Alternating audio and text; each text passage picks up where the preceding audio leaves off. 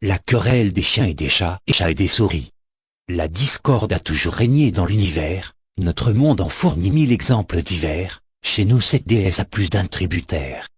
Commençons par les éléments, vous serez étonnés de voir qu'à tout moment ils seront à pointer contraire.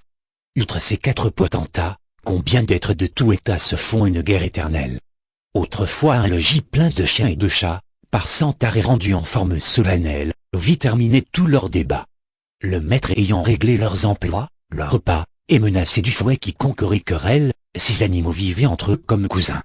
Cette union si douce, et presque fraternelle, édifiait tous les voisins. Enfin elle cessa.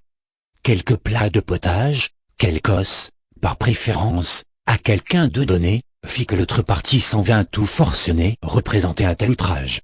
J'ai vu des chroniqueurs attribuer le cas au passe-droit qu'avait une chienne en Gésine. Quoi qu'il en soit, cet altère qu'a mis en combustion la salle et la cuisine. Chacun se déclara pour son chat, pour son chien. On fit un règlement dont les chats se plaignirent, et tout le quartier étourdirent. Leur avocat disait qu'il fallait bel et bien recourir aux arrêts. En vain ils les cherchèrent. Dans un coin, où d'abord leurs agents les cachèrent, les souris enfin les mangèrent. Autre procès nouveau. Le peuple souriquois en pâtit, un vieux chat, fin, subtil, et narquois, et d'ailleurs en voulant à toute cette race, les guetta, les prit, fit main basse.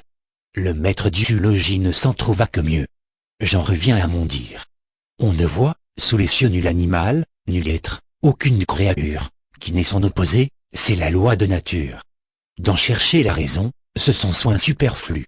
Dieu fit bien ce qu'il fit, et je n'en sais pas plus. Ce que je sais, c'est que grosses paroles on en vient, sur un rien, plus des 3/4 du temps. Humain, il vous faudrait encore à 60 ans renvoyer chez les barbacoles.